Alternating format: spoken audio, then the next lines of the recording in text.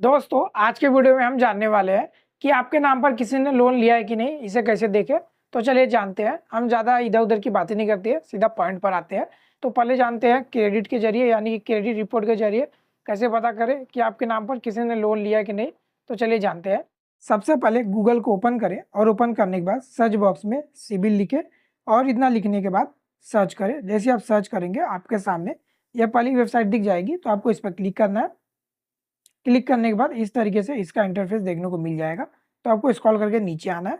तो अगर आपका पहले से अकाउंट है तो लॉगिन पर क्लिक करें, और अकाउंट नहीं है तो आप इस वाले बटन पर क्लिक करें। जैसे आप इस पर क्लिक करेंगे आपके सामने इस तरीके से इंटरफेस देखने को मिल जाएगा।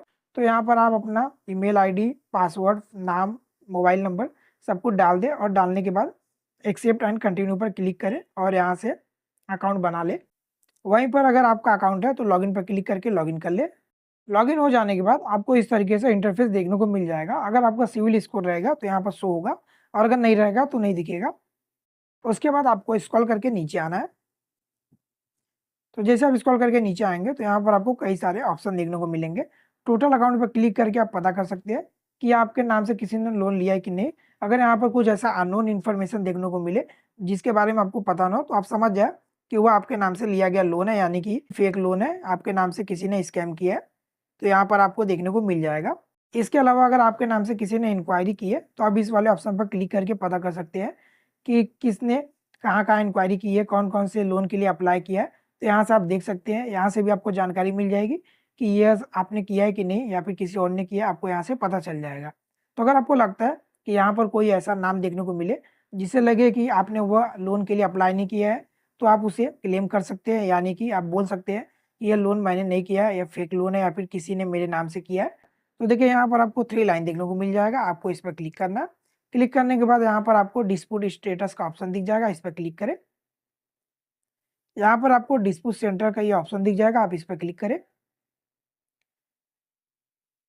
आपके सामने इस तरीके से पेज ओपन हो जाएगा। तो आपको स्क्रॉल करके नीचे आना है। तो यहाँ पर आपको कई सारे इन्फॉर्मेशन देखने को मिलेंगे डिटेल, यानी कि अकाउंट सेक्शन से related personal information, employment information. तो अगर लगता है आपको कि यहाँ पर कुछ नाम में करेक्शन करना है तो आप यहाँ से कर सकते हैं। और देखिए यहाँ पर आपको क्रेडिट एप्लीकेशन हिस्ट्री का भी ऑप्शन दिया गया है, यानी कि अगर आपके नाम से किसी ने फर्जी लोन लिया तो यहाँ से आप कंप्लेन कर सकते हैं। तो इसके लिए आपको इस पर क्लिक करना पड़ेगा। तो जब आप इस पर क्लिक करेंगे तो फिर एक और पेज ओपन होएगा। फिर आपको स्क्रॉल करके नीचे आना है। तो देखिए यहाँ पर आपको अलग-अलग ऑप्शन देखने को मिल जाएँगे।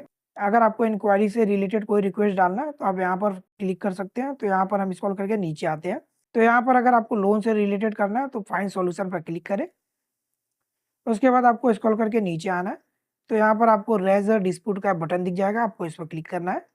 तो यहाँ पर आपको दिख जाएँगे जैसे कि इंक्वायरी से रिलेटेड ये है। तो अगर लगता है कि आपने ये इंक्वायरी नहीं की है, तो यहाँ पर आपको ये बॉक्स दिख जाएगा। इस तरीके से आप इसे चेक कर सकते हैं और आप यहाँ से येस कर सकते हैं, तो ये सिलेक्ट हो जाएगा। उसके बाद यहाँ पर लास्ट में अगर आप आते हैं तो यहाँ पर आपको कंटिन्यू का बटन दिख जाएगा। इस पर सिलेक्ट करने के बाद आप येस करते हैं और उसके बाद कंटिन्यू पर क्लिक करते हैं और सबमिट कर देते हैं। तो आपका ये रिक्वेस्ट सबमिट हो जाएगा। अब बात आती है कि अगर आपके नाम पर किसी ने फर्जी लोन लिया तो उसे हटाए कैसे, क्योंकि अगर आप सिविल रिपोर्ट के जरिए अपडेट करते हैं तो सिर्फ वहाँ पर अपडेट दिखेगा, यानी कि पूरी तरह से हटेगा नहीं। आपको जो भी आपने लोन लिया या फिर आपके नाम पर किसी ने भी लोन लिया वह शो करता रहेगा। तो इसे हटाने के लिए आपको एक काम करना है कि जिस भी बैंक से लोन लिया गया है उस बैंक के मेल पर आपको इस तरीके से मेल डालना है। आप चाहे तो गूगल पर उसका मेल आईडी या फिर कस्टमर केयर नंबर पता कर सकते हैं। इस तरीके से मेल डाल देना है। उसके बाद दूसरा काम ये करना है, आपको गूगल पर जाना है और यहाँ पर टाइप करना है साइबर क्राइम। इतना लिख के आपको सर्च करना है। जब सर्च करेंगे तो आपको ये वेबसाइट दिख जाएगी, आपको इस पर क्लिक करना है।